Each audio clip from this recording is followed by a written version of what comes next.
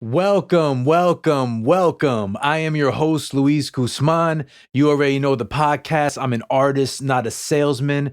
I'm very excited about today's episode. We're doing our first remote episode. We have a great guest that we're interviewing today. His name is Keith McPherson. If you're a big sports fan, if you're a big journalism, media person, this is the episode for you. This man has a great story. I'm excited to bring it to you live. I'm excited for you guys to see the new setup. We will be doing different things moving forward on the podcast with our guests. That could be remote, that could be here in studio, that could also be on location live, wherever they take us. But the most important thing is that you're here with us today, and we are thankful for that. Thank you for listening, whether that's on Apple, whether that's on Spotify, whether you're on my YouTube channel. We are thankful for all the views and all the likes, and thankful for all the actual listeners that we have, and we are planning to grow in 2023. This is season 2 that we're currently in, and I'm excited to bring you a lot more greatness this year, guys. So stay tuned. Thank you for listening. Enjoy this episode, which was powerful, and I hope to hear all the feedback. I hope to see all the comments, and I hope to see all the reposts. I am excited, and I am thankful, guys. So please, if you haven't already, make sure you follow me on Instagram at Luis Guzman 2444. Make sure you follow the podcast on YouTube. The handle is I'm an artist, not a salesman. And if you haven't already, please subscribe to the YouTube channel. Please subscribe to the Apple Podcast or the Spotify, however you absorb your podcast. Thank you again for listening. We'll talk soon. Peace and love. God bless. Shout out, shout out, the Connects. Luis Guzman.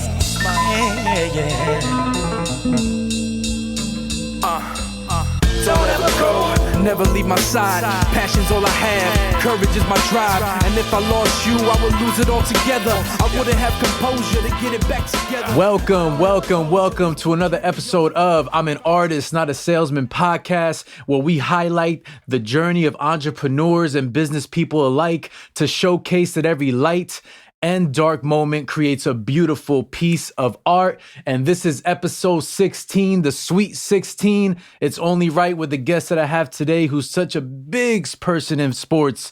And I'm talking about a man that is the WFAN radio host of KM to the AM.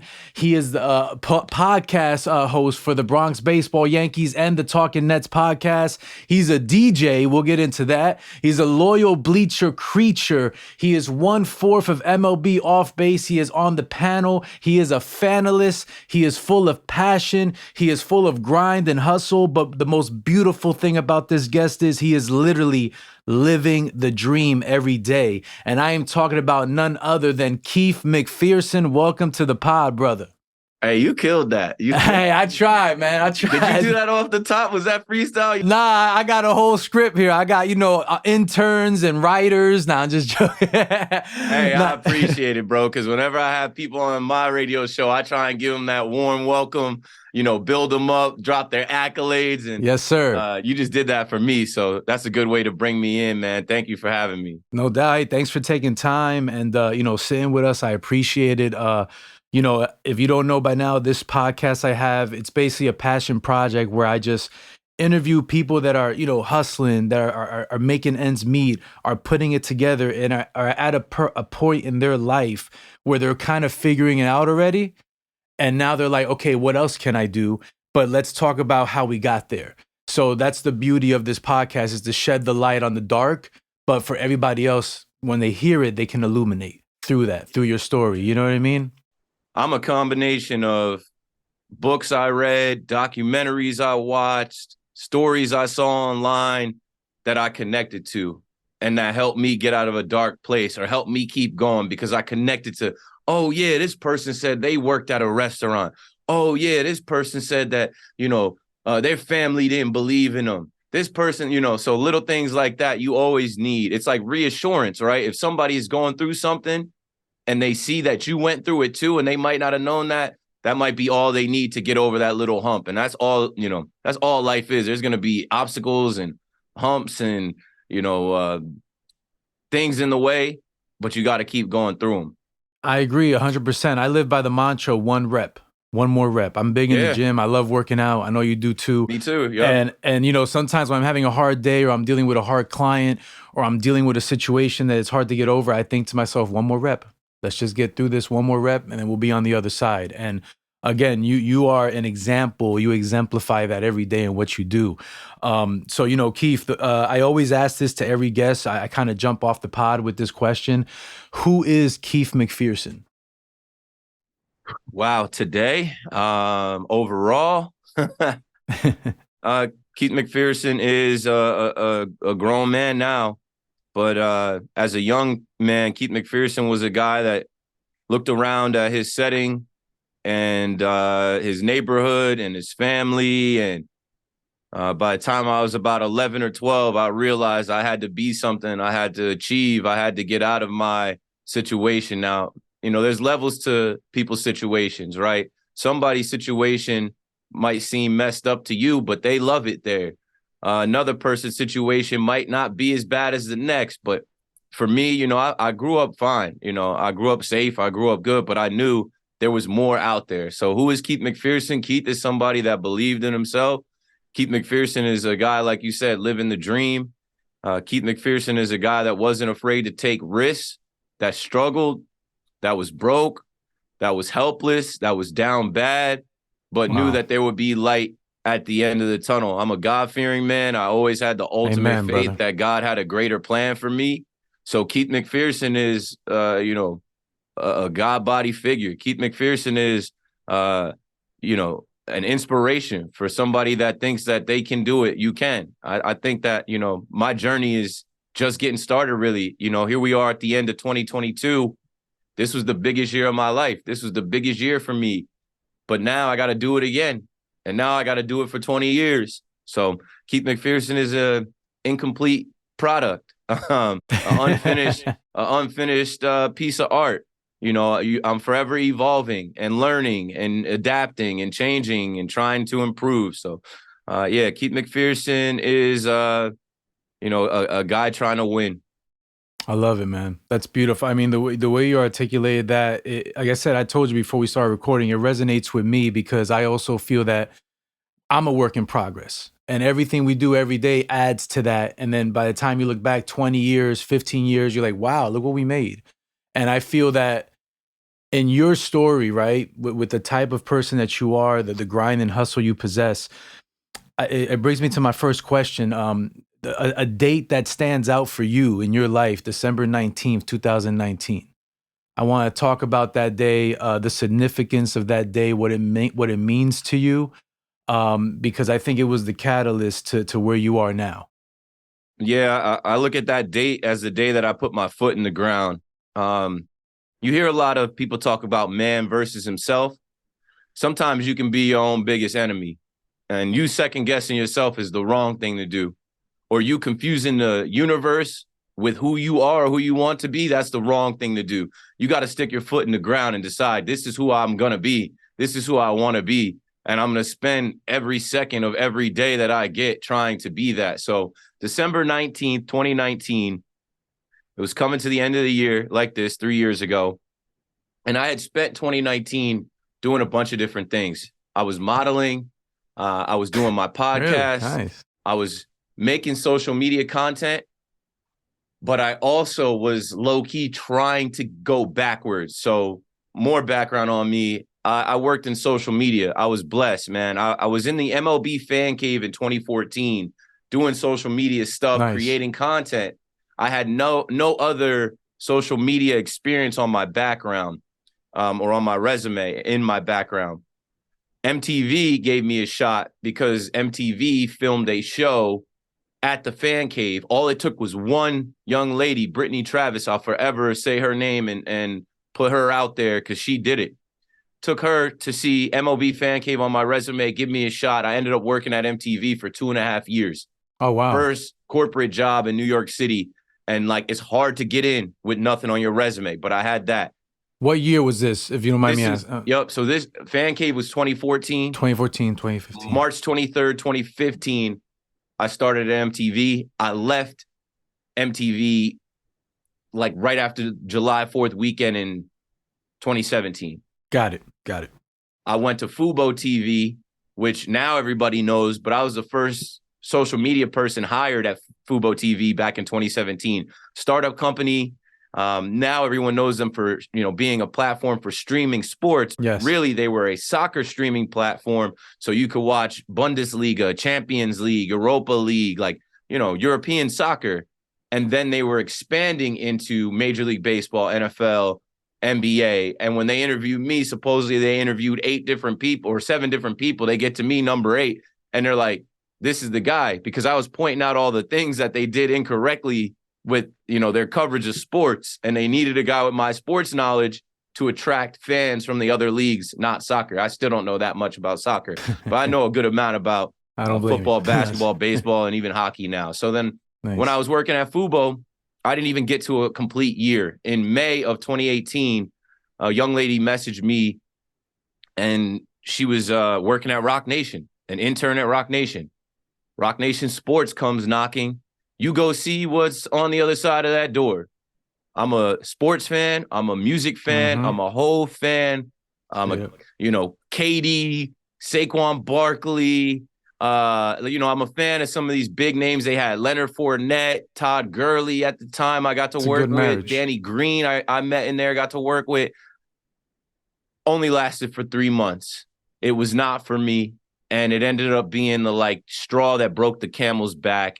The culture there was just very much like a record label. It is a record label, but I was on the sports side, sports agency side, and I was looking for a job that would give me more of manager duties or responsibility. And it wasn't working out for me. And I had the itch. Around this time in 2018, I started to see people rising in the Yankees universe, as I call it, Yankees Twitter, right? My boy Joe's McFly went viral in 2017. He's building his followers. John Boy starts his stuff up in 2017. 2018, I'm seeing him build his followers. Hubs from Barstool, he's rising. Bronx Pinstripes, who I was already linked with, they're rising. I'm like, you know what, man? I'm making decent money doing this, but I'm not happy. I'm behind the scenes doing social media. I'm not happy. I quit. Some other things happened in between, but mostly I walked out the door.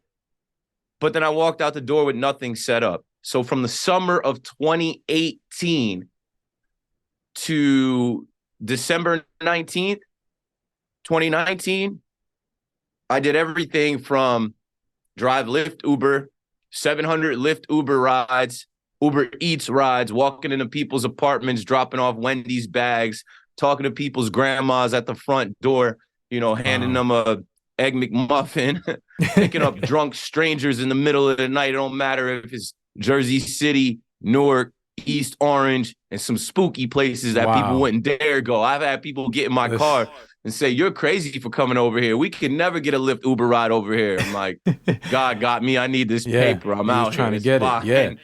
So I worked at a restaurant, and I also did some modeling. I did some freelance photography, some social media consulting, advice to people. I was doing everything I possibly could. I was a DJ. I was going and DJing wherever I could. $300, I'll go rock the whole night.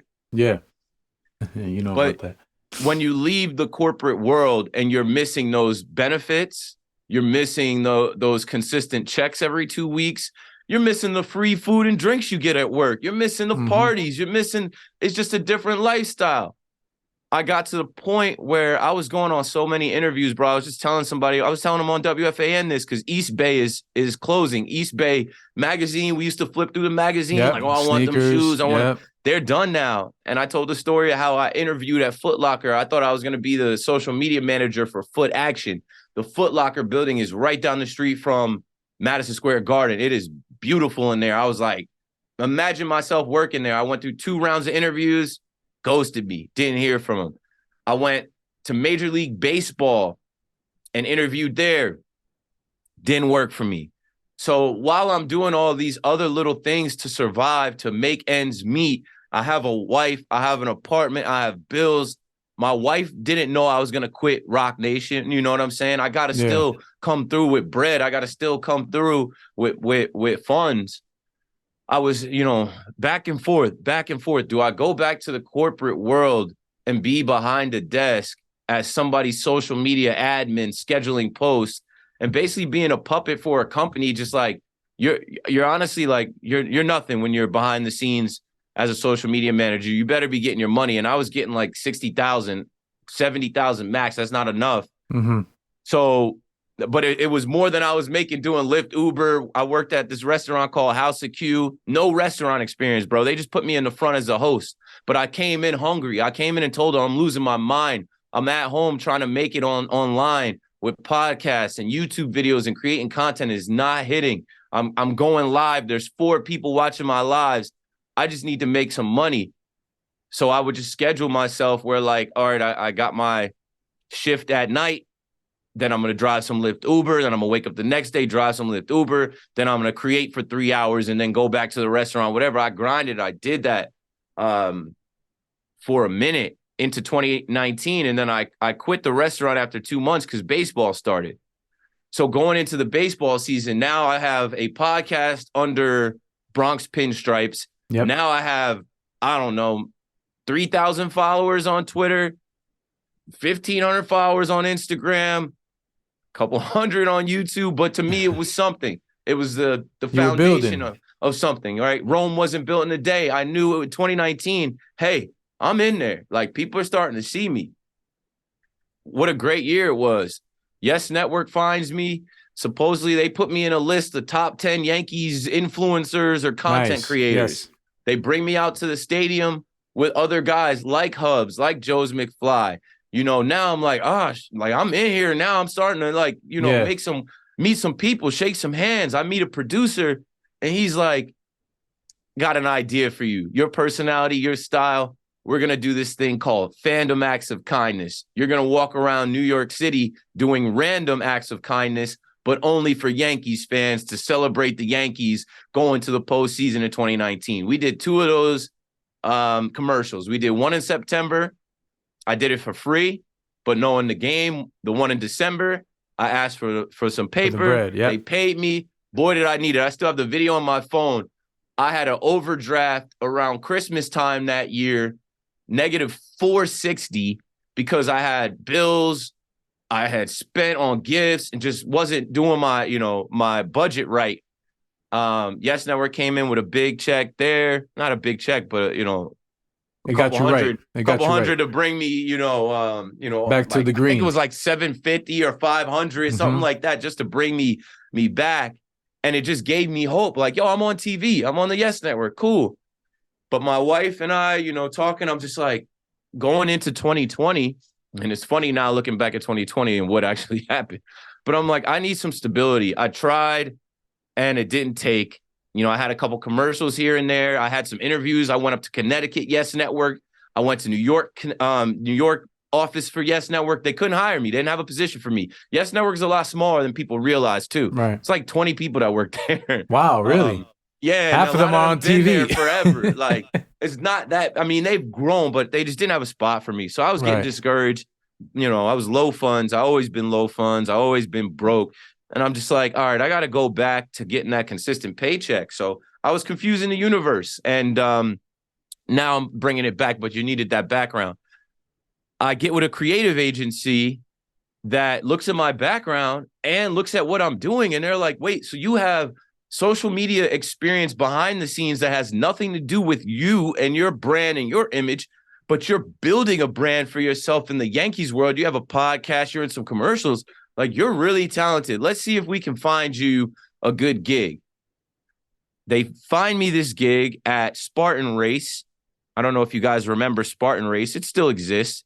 Mm-hmm. But I go on the interview there. I meet, people in their company. They love me in the interview. I accept the job pretty much there. I spent like 2 hours there.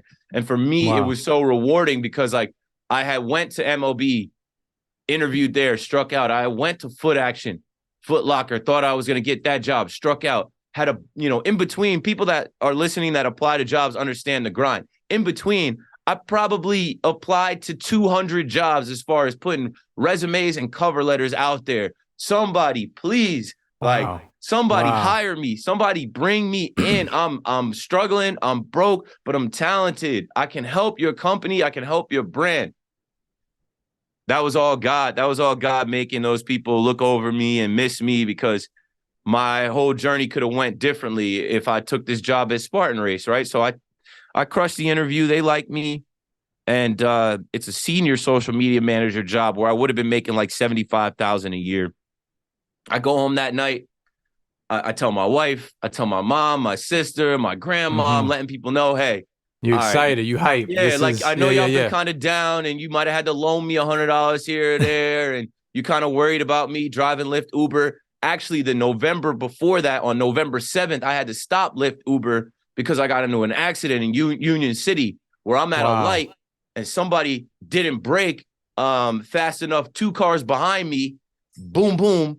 That car, now we're in a 3-car accident. I got 2 passengers in my back seat. Like, bruh. After that, man. My wife is like, you are too valuable to us to be driving Lyft, Uber. Like, we'll figure it out. My mom, my sister were even telling me, you need to go get a regular job. Go work at Target, Walmart. Go work somewhere. Yeah. And I'm like, no. I remember telling them, and I still have these text messages. I'm like, I have cracked the code. I'm on YES Network. I'm meeting these people. I'm just getting started. I'm broke right now, but like, I gotta go through this broke. You know, I gotta feel what it's like to eat ramen noodles multiple times a week again. Like, I gotta feel what it's like to not be able to take my lady out to dinner or buy my girl nice things for a little bit of time. I gotta go through this to get to this next step. So December 19th, I go home from that interview. Or December 18th, I go home from that interview. December 19th, I wake up to a text. Hey, Keith, it's such and such from Spartan Race. Right. We're not going to be able to bring you on board. Wow. 9:00 in the morning. I'm like panicking. I'm like, wait. Like, I'm thinking I'm walking into $75,000 a year in 2020. I'm thinking I'm good. Like, okay, you know, like, so I'm like, all right, let me text the creative agency person and see what the deal is. Cause they said they couldn't bring me on board because there was like a $10,000 difference, right? I think the creative agency that booked me for them wanted like a $10,000 cut or something like that. And they weren't trying to do that. I don't know what got messed up there. It doesn't matter. It's all part of the story, right? Whatever got messed up on their end didn't matter. All I knew was an hour or two went by and they said they weren't going to be able to bring me on board. And I felt this like change in my heart. And like, even thinking about it right now, it just like that unsureness, that nervousness, that uncertainty, sometimes it can make or break you. And it made me, because I just said, you know what, fuck it, yo. I turned on the camera.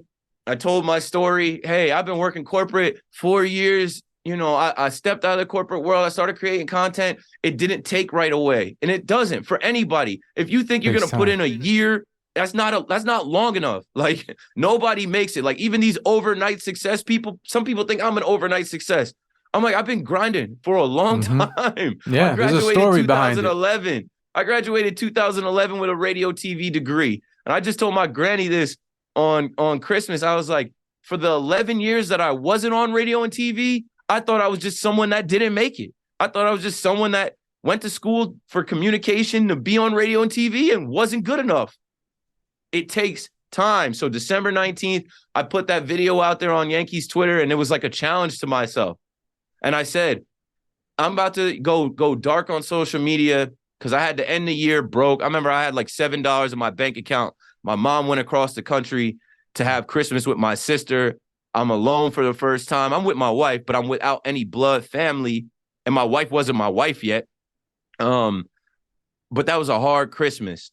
But in my head, all I was thinking, once this new year comes, I'm getting after it. Because I put out there publicly, hey, I'm going to figure out how to work in sports, in media. I want to be in the sports industry, television, radio, podcasts, social media. I'm going to figure it out. And I told people the story like, yo, I had a job interview yesterday. I got the job. I woke up today and they took the job away. That's the universe. As loud as the universe can tell you, that's not where you belong. Keep going the hard route. keep going the road less traveled. It's going to bring you somewhere that not many people get to go. So here I am today. And, I put that video out on Instagram and Twitter that it was 3 years to try to inspire somebody, to try and fire somebody up that like got a bad break or things aren't going right. Keep going. Like 3 years from that date, I'm good right now. Like I'm blessed right now. And it's beautiful because the way, God works, the transition, you being able to be on my podcast now, how we talk about those things and how transformational that could be for anyone that's going through something. And I think Jay-Z put it best when he said the genius thing is we never gave up. And I think that is your mantra. I think your mantra is, you know what? I knocked on every door. I contemplated it. I was ready to give up. Man, I can't tell you how many times I was ready to just say, fuck it, in like different ways. But the beautiful thing is you, even through the adversity and the struggle, you found a way to find the silver lining and push through that. And that's the beauty, because that's what people need to hear, because a lot of people quit at the 10, at the 20, at the 30. They don't go the whole distance. You went the whole distance. You climbed on a ladder with slimy grime. Every rung was nasty. You slipped, you fell. You had to get back on the ladder, keep going up.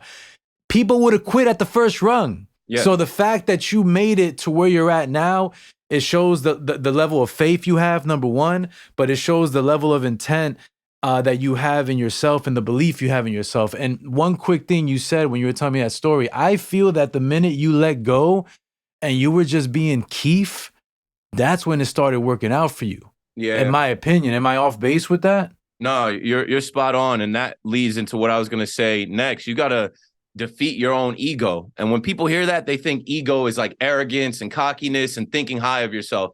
No, your ego is thinking of yourself. Your ego is thinking, I'm too good to drive Lyft, Uber. I'm too good to stand in front of a restaurant and hand people menus and sit them down. The same restaurant that I worked at with no restaurant experience, with people calling up and talking down about, oh, my order, the ribs were burnt and this place is terrible. Okay, ma'am, come back in. We'll figure it out. Like, I knew standing there, right?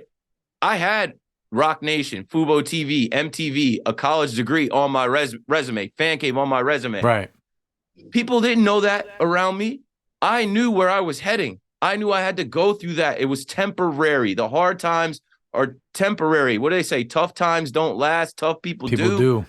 I was willing to defeat my own ego and who I saw myself as, to change into who I actually was supposed to evolve into and be. That same restaurant that I worked in from like February and March, I come back in September with my wife, my father-in-law and his wife, and my YES Network commercial is up on the TV in there. Man, what was that feeling like when you...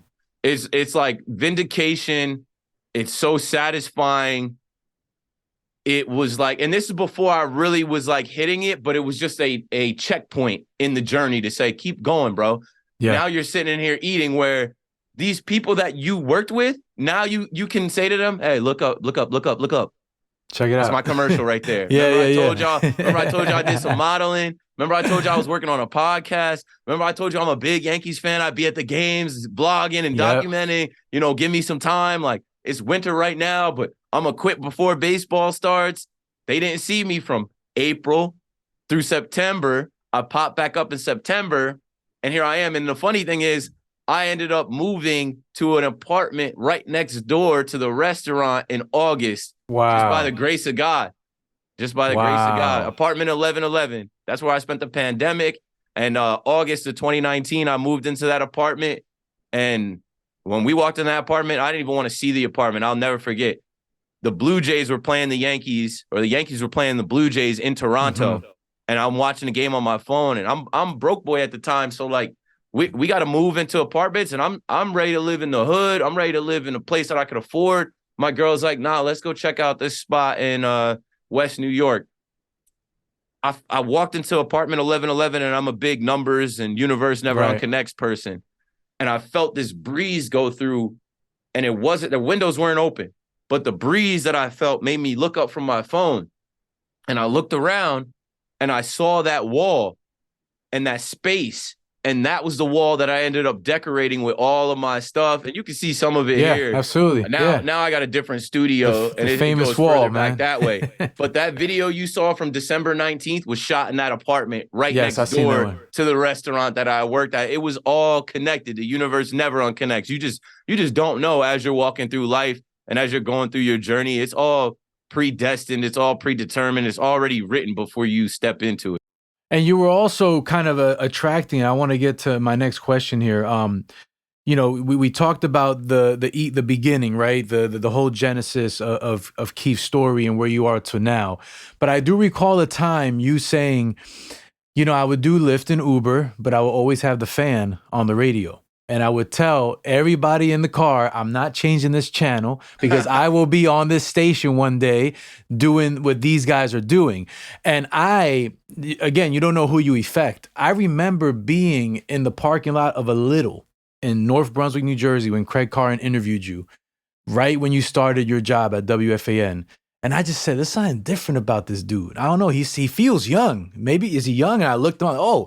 And I said, this is dope. Like a young dude that is talking sports. It's out of the norm. And I immediately felt that connection with you. So, I became a listener right away. But before, I wanted to know from your mouth here, man, like, what was that journey like to get on WFAN and what did that mean to you? Man, it goes back even further. So, I went to school at Monmouth University, and I had transferred to Monmouth University from James Madison University in Virginia. Mm-hmm. So I come back home. I was born in Monmouth Medical Center, raised in Monmouth County. And that's where I played live, football. I was pretty decent at football, but football was always my ticket out. Football was my way of getting out of my hometown. And I went to the furthest place that I had a scholarship in Virginia, and I was a fish out of water. Once you get south of that Mason-Dixon line, it's a different world. They're hunting down there. Right. They're different down there. A little different racism than we feel up here. So, right. But you'll feel it right away. That played a factor. And, I played football. I never was higher than the third string quarterback on the team. I was getting my ass kicked in practice, weight room, study hall. It was a lot. So I bounced. Universe pulled me back home. My mom had just got a new crib, so I moved back home, and I lived in the dorm, but I lived in the dorm for the party life, and would check on my mom, and I started really deciding what I wanted to do. At JMU, I was undeclared, undecided. I had no major, but when I transferred to Monmouth, I knew they had a radio station, WMCX 88.9 FM on campus, and they also had a TV station underneath the radio station called Hawk TV. Okay. So I knew, I would be able to get reps. Talk about one more rep. Oh, yeah. I knew I would be able to get reps on a microphone in front of a camera where not that many people would see it if I wasn't good, if I messed up, if I was nervous, if I was stuttering, whatever. It was all about, sharpening my sword. And I would listen to WFAN back then, and there was nobody I related to. And then I would go host my show 3 to 6, Monday through Friday, like afternoon drive time on campus in the summer, and just do what I would do. I'll go through all the baseball scores and I'll talk about the best story from baseball. Then I'll DJ for a half hour and mix some beats in. Then I'll interview somebody in the area that's a DJ that's doing a show, or somebody that's, doing an event, and have different people on. So that's where it really started. And then fast forward to graduation in 2011, it's quiet for me. It's crickets. Nobody checking for me. I had no leads. I had nothing. I applied to jobs, nothing.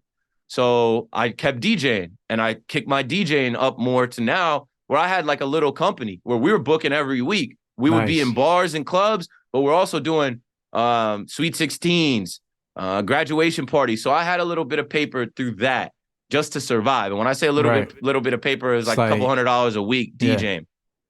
But I was still listening to the radio. I remember when ESPN radio popped up, and it's like, okay, now WFAN's got some comp. And when I got into the fan cave in 2014, 3 years after graduation, Mark Malusis came to the fan cave and visited. And I remember they had me call Boomer and Carton and leave a message, but it never actually made it to air. And I never actually got on live with them. but I talked to Moose and I talked to this guy, Joe Causey, who was on CBS radio and, got their information, whatever. They were giving out keychains and I took this WFAN keychain, put it on my keychain. It has been on my keychain for 8 years, going on 9 when we get to this next baseball season. So just the WFAN logo, every day when I leave my house, come back at my house, I'm seeing that logo. I'm thinking about the #1 sports radio in the world in New York City. One day I'm going to get to talk on there. I don't know how. I tried to call sometimes, never got through. Like I might have tried to call WFAN 3 or 4 times in the past, never got through. So I never tried to be a caller. I was always just a listener. Right. And when I was driving Lyft Uber I started driving Lyft Uber 2016, 2017, 2018, 2019, here and there. I would keep talk radio on. I really used to listen to Joe and Evan.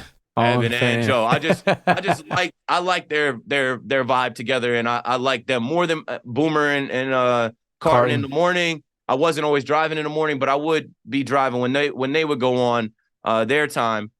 I would listen to a Michael K show, but people would get in my Lyft Uber and they'd be like, can you change the radio station? Can you put on Hot 97? You can put 105. And I used to put my rating at risk. I'd be like, yeah, right after they finish this interview. I'm like, right when they go to break, I got you. Here's the aux cord. But like, I want to hear this final, thought on this thing. And then people would ask me in the Lyft Uber, so are you a career Uber driver? I never asked nobody that driving Lyft Uber because you never know why somebody is behind that wheel. Absolutely. But I used to keep in my middle console business cards that said Keith McPherson, I think it was content creator, podcast host at the time. And I would tell people, no, this is just, for me to make ends meet. This is temporary for me. I have a college degree. I've worked at some big places. I'm going to work at some big places again. Shit, maybe you hear me on this radio one day. Yeah. Here's my card. Look me up. And what I'll say about Lyft Uber too, you meet every kind of person in Lyft Uber. Rich, poor, old, young, every different nationality. Being able to talk to people, that's a big part of the radio. I was doing that in Lyft Uber, talking to complete strangers, having conversations with people. Some people just want you to shut the F up. Yeah. I can do that too. I can talk a lot, but I also know when to be quiet. So yeah, it was a full circle thing for WFAN to come along and bring me in. It just felt right. Felt like, okay, 11 years after graduation, 8 years after the fan cave, like 4 years after I was listening to WFAN, driving Lyft Uber, literally focused, dreaming that like, hey, one day, they're going to interview me on WFAN. I never really thought I would have a show of my own. Like that's too high. Like that's too pie in the sky. Even when I auditioned, bro, I was on 11 to 2 on a Wednesday night in August 25th. And then I was like, people were asking me, when you going back on? I'm like, I don't know. I might be one and done. Like, they might not be feeling me. I was reaching out to Spike Eskin, who's the program manager, trying to be like, hey, can I audition again? Thinking I didn't do good enough. And then a couple months go by, they reach out and they're like, you're our new nighttime host. Like, you're going to have your own show. You're going to replace Steve Summers. I was like, wait, Steve, that's a huge, I'm like, you guys didn't even ask me if I was ready for that. They just say, this is what you do, and that's it. But how beautiful God is, right? Because you just said a little while ago, I didn't think I was going to have my own show, but we never prepare. We prepare, but we don't know what we're preparing for. And in your case, you were thinking like down here left field somewhere, and God was like, no. You're going to have your own show. Bro, I would have been happy doing a couple fill-ins, weekends. Yeah. I literally was like, all right, because I was still working at John Boy. And I was still doing some things to make some side money here and there, some streams that were making me money, some posts on social media that were making me money. I was doing all right. I was just trying to be like on the air once or twice a month. God's plan is always greater than our own. Let me repeat that for y'all. God's plan is always greater than our own, because there's so many other factors that you don't know about, that you don't control. When you're planning for yourself, you could be dreaming big, man, dream bigger, because God will move some things around and out the way so that you can fully get to where you're supposed to go. And that's exactly what happened with me. And I also think too, it's your attitude, the way you carry yourself, the level of respect that you have for people and how you treat people. I've personally called you twice. You probably don't remember, but you were very nice. And What city? What town? What city? What town? Lou Lawrence Harbor. Lou from Lawrence Harbor. That's how I always, because like I really have to lock in on some of those so you can remember. Yeah. So I can remember callers, and because like I'm a Jersey cat. There's parts in New York, far east. I've never been. I can't even pronounce some of those cities. And I'm not a big caller either, but like I said, I'm a Yankee season ticket holder. So those long nights back to, Monmouth County for me are rough, and you're on the radio. So it's like, you know what? let me call them up, And it's funny because my wife was in the car with me one time, and, she was listening to you, and she was like, he's just so nice. He lets people talk.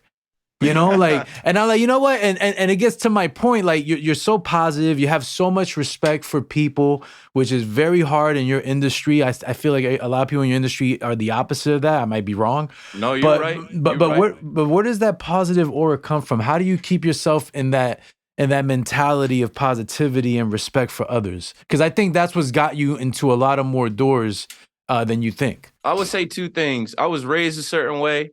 My mom raised me, my brother, my sister to a high standard about how you're supposed to carry yourself and how you're supposed to treat people, how you're supposed to talk to people. And then also because I've been down, bro. I've been disrespected. I've been treated like shit. I've been looked at like I wasn't anything. I've been talked down to, and then I guess the third thing, I listen to the radio. Whenever they cut guys off too fast or somebody will call the radio, right? And the thing about the radio is the host should know more than the caller. And even if they don't, you have the internet that you could Google. So if the caller says something incorrect or the caller doesn't know something, that's not an opportunity for you to berate them or cut the phone on them or tell them, you don't know anything, lose the number. No, that's an opportunity for you to educate. That's an opportunity for you to teach something. I've always felt like in sports as well, there's too many gatekeepers. If you don't know how many home runs Alex Rodriguez hit in 2007, you're not a real Yankees fan. Hey, bruh, maybe I wasn't as locked in 2007, but I'm a real fan. You can't devalue my fandom because I don't know one or two things that you don't know. We have Google. We can always find the answers, and I'm trying to learn. So when people listen to my show, I want them to feel welcome. I want them to feel like I want them to be part of the show because I do. I appreciate it, man. Like, I'm so appreciative of the smallest little things. Like, somebody calling my show, that means they listen to my show. They took the time to call into my show, be a part of my show, and they're thinking of something to add to my show. I appreciate that. I'm not arrogant thinking that I'm the man or like, oh, I'm better than everybody, or because I get to rock the mic that you're insignificant to me. No, you did me the honor of calling into my show. Let's have a conversation. I'm no better than you are. Yes. You're no better than I am. We're just fans talking about sports. Simple as that. And at the end of the day, with the respect, it's also the fact that you're one of us. And what I mean by that is you're the man in the chair that's doing KM to the AM is the same dude that loves sports, loves to talk about it. It's like one of us made it. You know what I mean? And now you're in position to talk to people and entertain. So you understand what it's like to be on the other side. So that's why I feel like the respect is so big on your end, where you're in the position where we talked about earlier, kill the ego. You kill your ego on the radio to give somebody else a voice, and it's good radio. People want to listen to something that's positive and pure. And I think that's something that was missing from the fan. And I want to be honest and say it, man. You are a breath of fresh air in that space, and I'm excited to see what you're gonna do in your radio career, because you're introducing people to a new aspect of radio that I never really listened to. Everybody's always rude and brash and dismissive. Everybody wants to be tough, and everybody wants to be the big dog, and everybody wants to be like somebody else. Yes, I don't have one person on the radio that I aspire to be like. I aspire to be me, the first Keith McPherson, and sound how I sound and talk how I talk. And then maybe someone will be inspired to try and, mimic me or imitate me. But I knew, how am I going to cut through? When I first came into WFAN, bro, I was getting hated on. And it was rough because I was on my honeymoon in Puerto Rico which really was my second honeymoon because I got married and went to the All-Star game the next day and took my wife to Denver for the All-Star game. And I promised her at the end of the year, we go somewhere tropical. We went to Puerto Rico. You was stunting. So I'm in Puerto Rico, bro, in tears, like tears of joy, because they put out the press release and the New York Post article, and my phone is blowing up like it's my birthday times 10. Every person I could think of that had my number, I've had the same number since I was 13. People from middle school, high school, people from different jobs. Yo, bro. So dope. I just heard on WFAN, you're the new nighttime host. Yo, I just read an article. I Googled you, this and this. I'm at lunch with my wife, just trying to like not tear up. Cause like in my mind, I'm like, I made it. I did it. But then I go to Twitter, I go to Facebook, and I'm reading the comments. I haven't even said a word. I haven't even started my show. And people are like, this guy's going to suck. Can't believe they hired him. He's a nobody. Where'd they find this guy?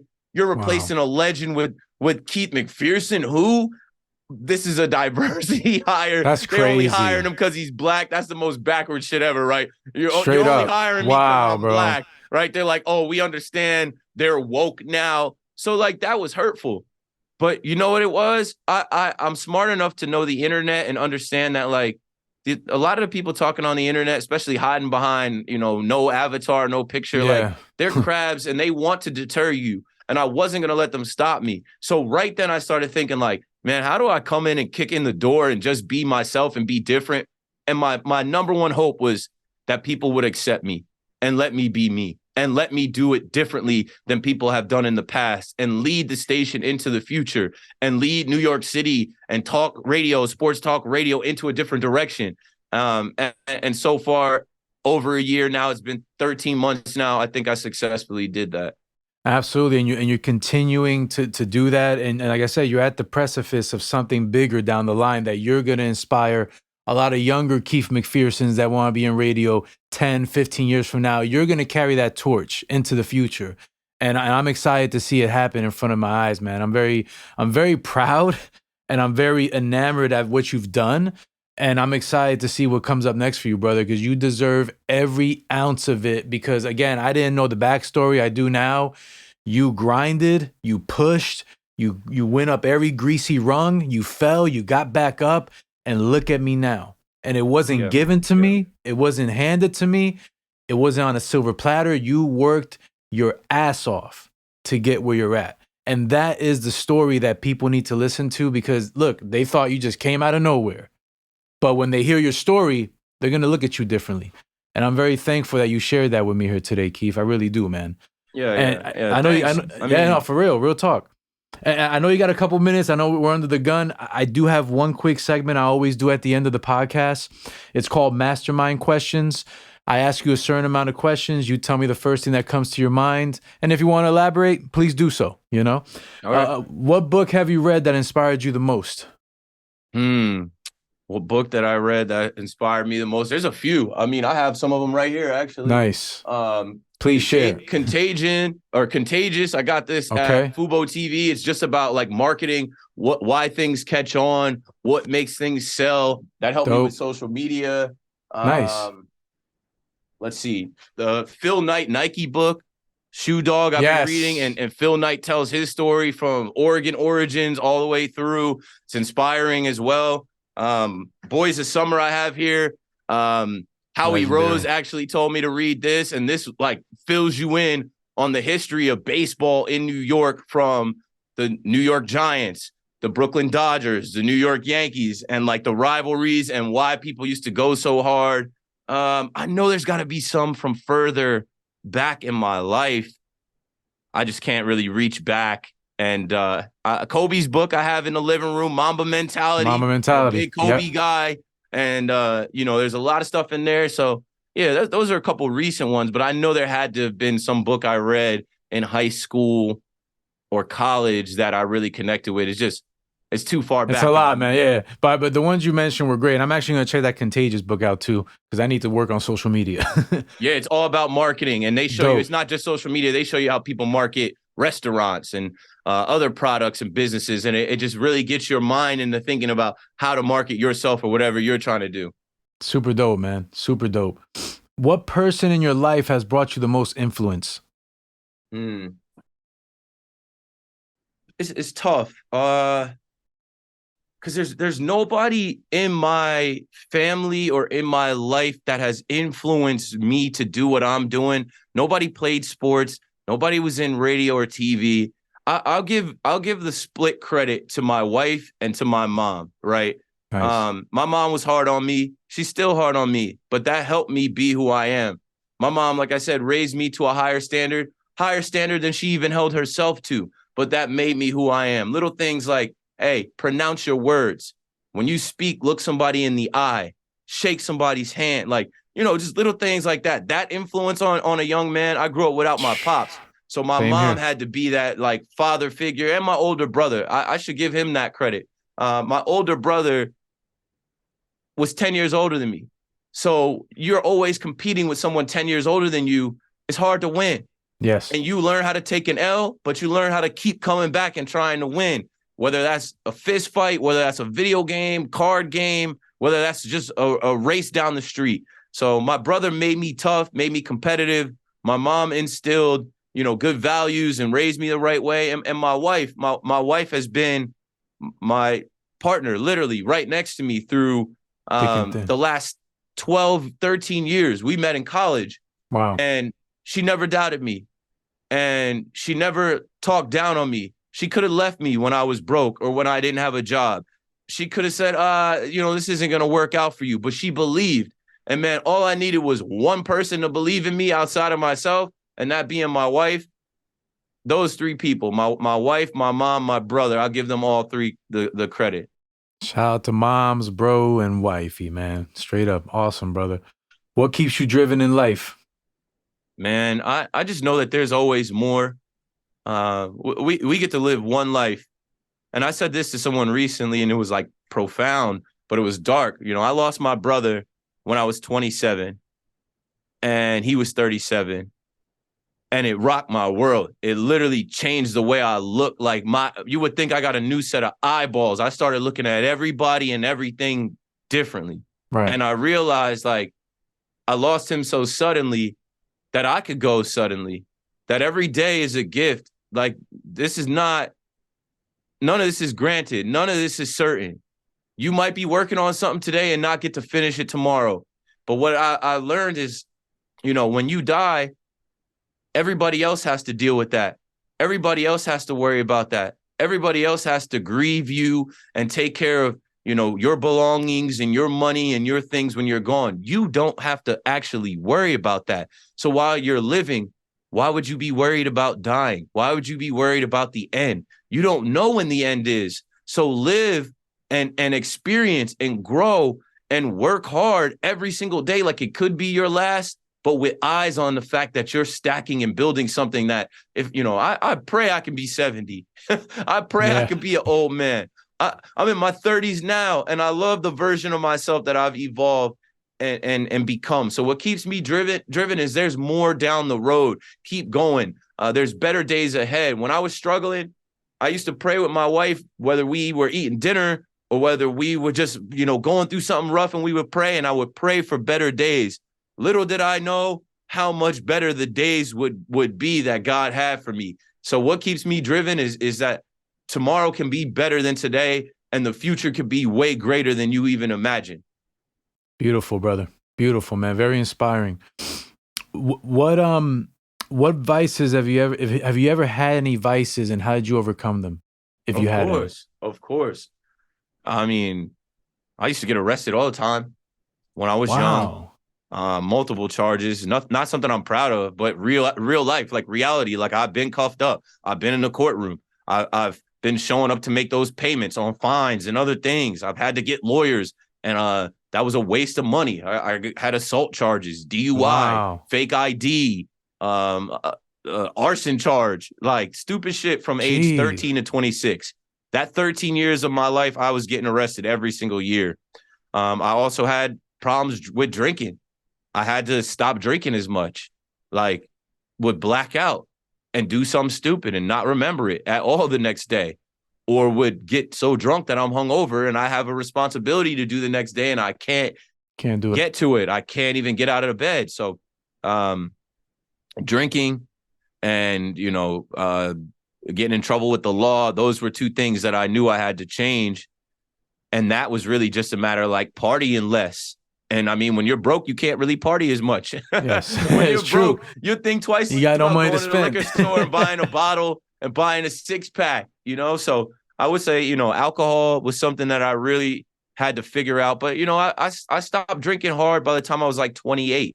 So I stopped getting arrested at 26, stopped blacking out and drinking hard by 28. And I started to just grow up and mature and understand like those things are fun when you're young and you think you have forever. You think you have a ton of time. But then as you get up there in years and you haven't reached your goals yet, I remember T.I., I think, had a quote about like, why are you partying so much? What are you celebrating? If you're not where you want to be in life, why are you out popping bottles every weekend? So I went through that too. I would say, getting in trouble with the law and drinking were two things that I had to like really get a grip on and overcome to be successful and get to where I wanted to be. Wow, Keith, dude, Lord willing, we can do a part 2 of this because I have so many more questions, but I know we're under the gun. But again, I can't believe you went through all this adversity and now look where we are today. And again, it's a testament to who you are as a person. And wow, man, God bless you, man. I have one more last question for you and we can wrap this puppy up. By the way, I think it was Yo Gotti that said that, not T.I., but I maybe it was Yo Gotti. I think it was Yo on his new album. On his new album, I'm just I came from a rapper. Maybe the meme had T.I. Sometimes they'll mess up the quotes. So take it from one rapper and put it on another. Nah, you jilted my brain for a minute. I think that's Yo Gotti. But anyway, last question, brother, before we get out of here, man. What's the last thing you bought that changed your life? Last thing I bought that changed my life. I don't know. I got to try and hurry up and think about it. Let me say this. I think this is a good one for people listening too. You have to invest in yourself. So like even in this studio I'm in with soundproofing, when I first came on, I was trying to fix this stupid camera, webcam. I got lights in here. When I started building the dream, the first thing that I did was buy a new MacBook. And then I bought a camera. And then I bought the Adobe suite. And I taught myself how to use Photoshop and Adobe Premiere to edit videos. So the things that I bought that changed my life were the tools of my trade. I needed to invest in myself to create better content, to be sharper in, my skill set. So instead of buying, I've got a few pairs of Jordans and nice shoes, but, take a month or two off from that and take that $250 you're going to spend on some J's and put it into a piece of equipment that could help you do what you do better. MacBook, man, I've always been a MacBook guy. I've always had a MacBook and, I've got a Shure microphone and, I just always have, known to invest in the tools that I needed to be successful. So, take some time and upgrade your system, right? There's a lot of people I've met that are doing podcasts and they've got the little microphone on their iPhone 8 headphones or something like that. You gotta upgrade. You gotta put some money into it. The better you look, the better you sound, the better results you're gonna get. Absolutely, man. One of my friends used to say you have to pay to be seen. And I think that's what you mean as far as investment. You got to invest in yourself to be taken serious, and then you'll get yourself to that next level. So, man, beautiful answer, Keith. Thank you so much for your time. I know you're busy, but I'm thankful you took a moment out of your day to sit here and chop it up with us. Listen, man, keep doing what you're doing. You're doing great. You're grinding. You're making your family proud. You're setting an example for young people everywhere that love sports, that you got people that look up to you, man. And now with this story being told, I can't wait to release this so everyone can get the full version of what you've been through and proof that as long as you don't quit and give up, you can get anywhere you want in life, man. Yeah, it's a crazy experience for me to even like sit here and reflect on some of the things. I forgot a lot of them. And here's something else you should do for people listening. You should journal your journey. I've stopped writing because everything is taken off where I don't have time. But I used to sit down either at the end of the night or the beginning of the day and write down what happened that day. So it was the end of the night. I'd be like, oh, this is crazy. I did 18 rides on Lyft, Uber. I met a guy who makes suits for Ray Allen. Write that down. Or if I had a rough day, the next morning I woke up like, I'm struggling right now. I got to figure out how to make $550 to pay rent by the end of the week. I know I'm going to figure it out. I got to grind. I got to set up where I'm going to make $100 every day in the car. And then I'm going to sell these Jordans or these collector's items. I used to hustle on Facebook Marketplace, little things like that. Trades, man. Journal it and write it down and go back and look. I haven't done that, but I know in a few years, when I get to where I want to go and maybe I write my own book or autobiography, I'm going to go back and look at those pages and I'm probably just going to weep and cry thinking about where I was in 2015, 16, 17, 18, like the years that I was writing about my struggle and my journey and just knowing that like I was going to get out of it. You last point here, Keith, you mentioned this in a post. Maybe one day you could write about those suppressed thoughts you have in that notebook.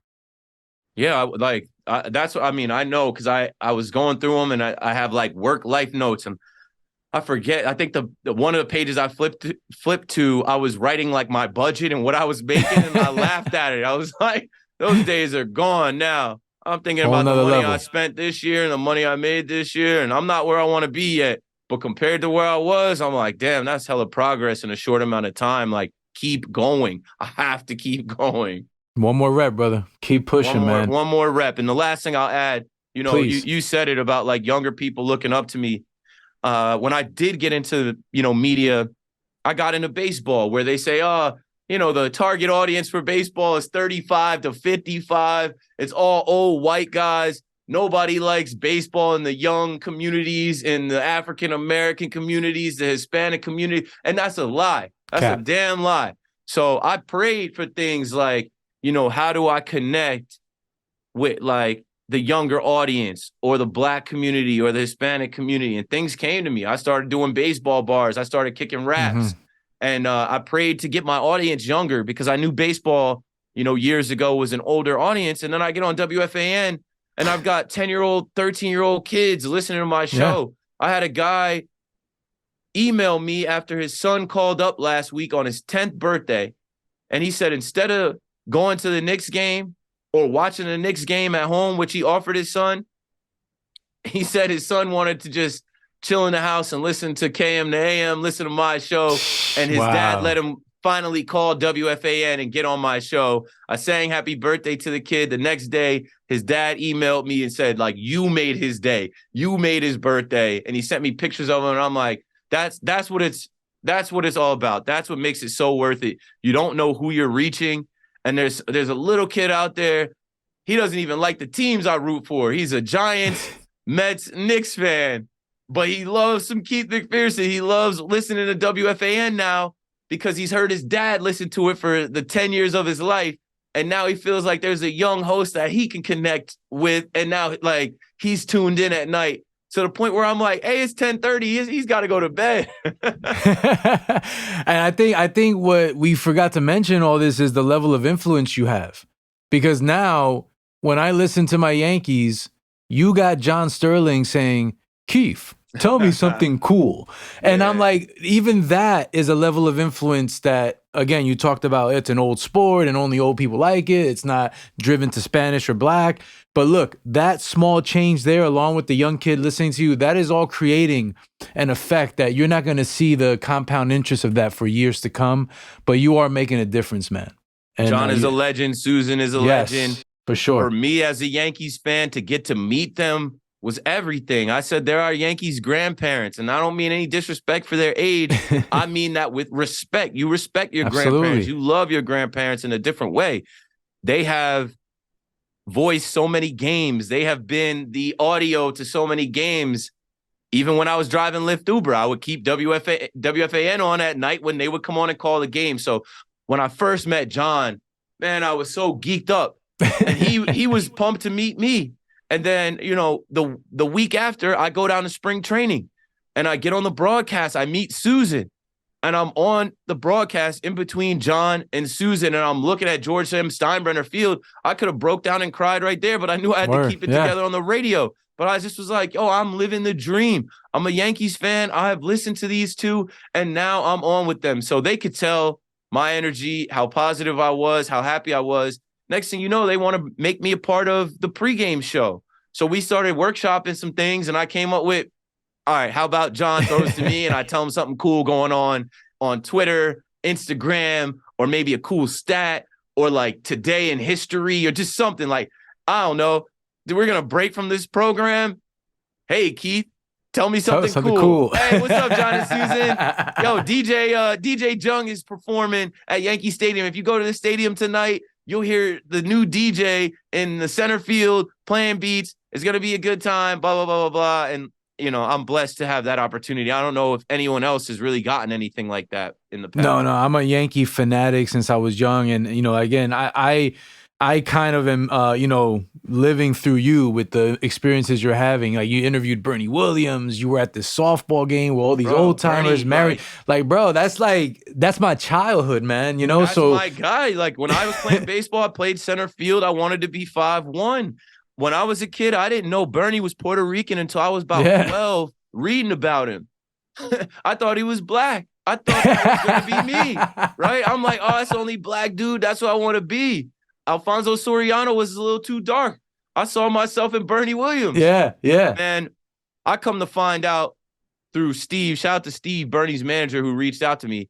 Bernie had been following me on Instagram since he heard me on WFAN. So wow. I stumbled upon his Instagram, and it says Bernie Williams official, follow back. I didn't even know Bernie was on Instagram. I'm like, that's crazy. ASAP. Next thing you know, they connect us. He calls into my show, invites me to the softball, charity softball game. Amazing. I got to play with Mariano, Willie Randolph, Jeff Nelson, Mookie Wilson, Jake Peavy. A dream. And my first at bat, first pitch comes to me, whack 'em. Double. Home run. Hit it over everybody's head. Had plenty of time, touched home plate way before the ball came in, and I was scared I was going to embarrass myself. Bernie has been so solid and so great to me, and that's another thing from this year that, like, I was just thankful for. Is full circle. I went from being in a little, 2-bedroom apartment with a Bernie Williams baseball card to actually shaking this man's hand and him signing my jersey, and we're in the back breaking bread. I'm talking to him, Jeff Nelson, Jake P. I'm chilling with the ball players. I remember I made a joke to them. I'm like, I don't know how you guys deal with being famous.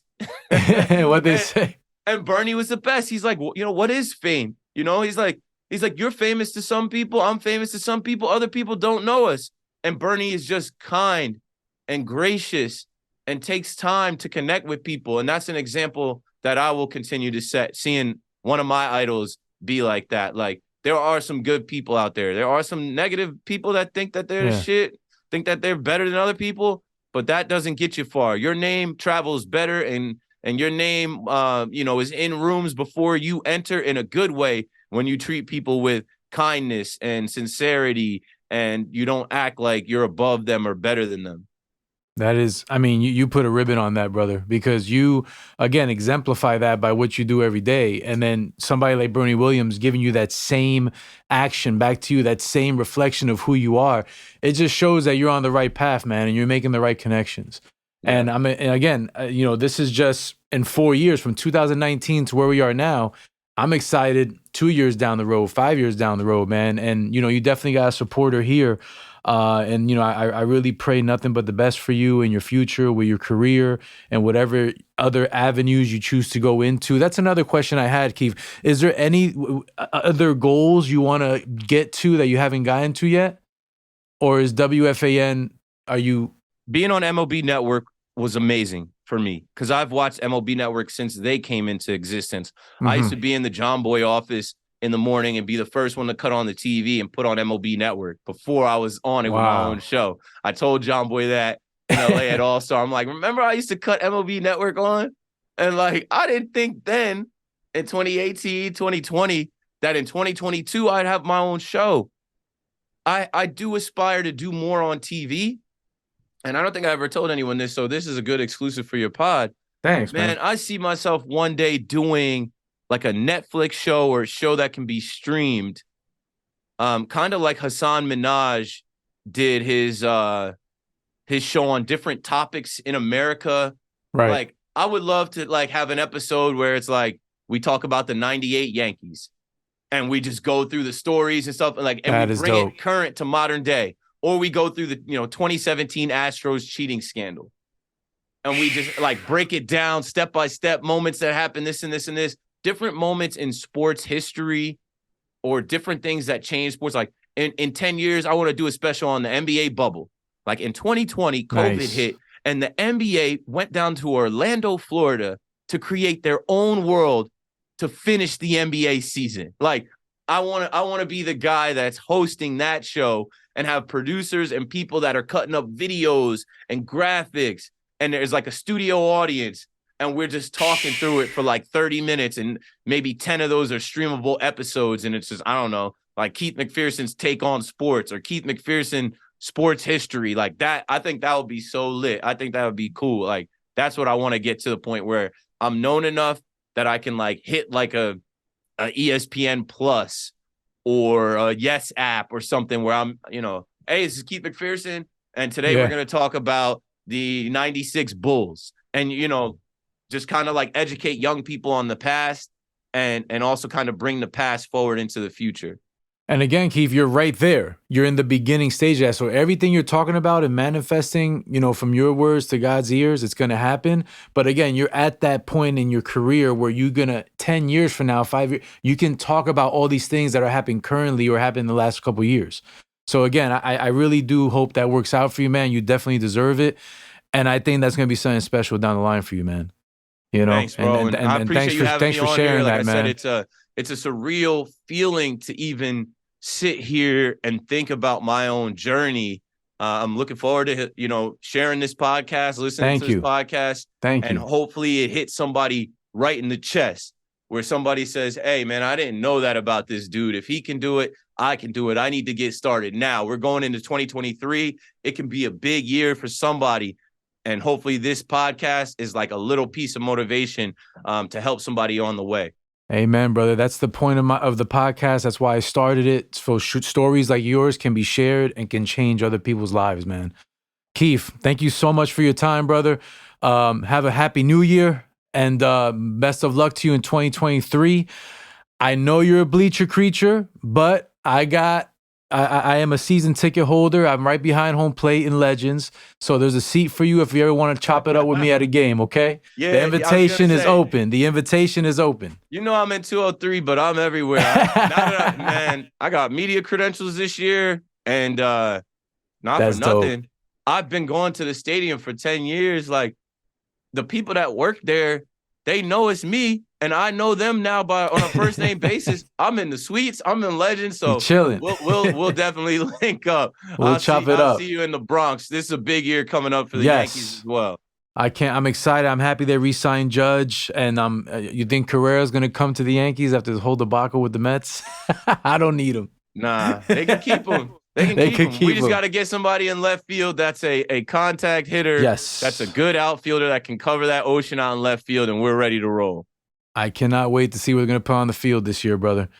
Thank you again, Keith. Any last things you want to mention before we wrap up? The floor is yours, brother. Yeah, if you guys are, looking to follow me or connect with me, I'm reachable.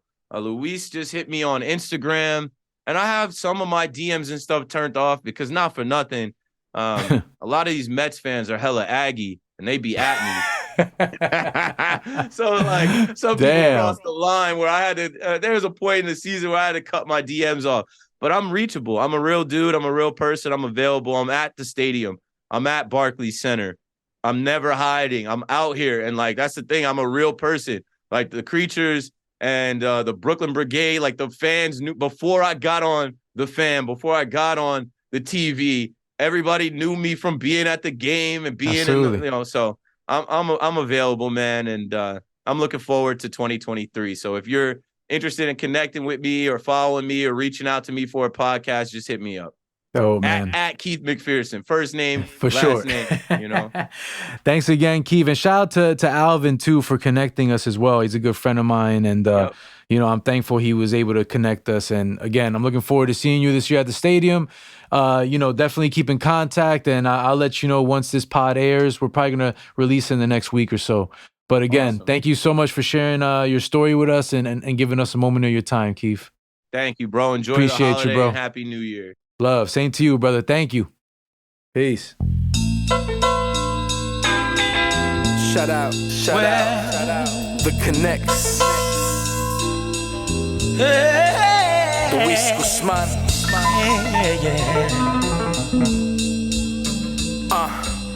Don't ever go, never leave my side. Passion's all I have, courage is my drive. And if I lost you, I would lose it all together. I wouldn't have composure to get it back together. I don't want closure.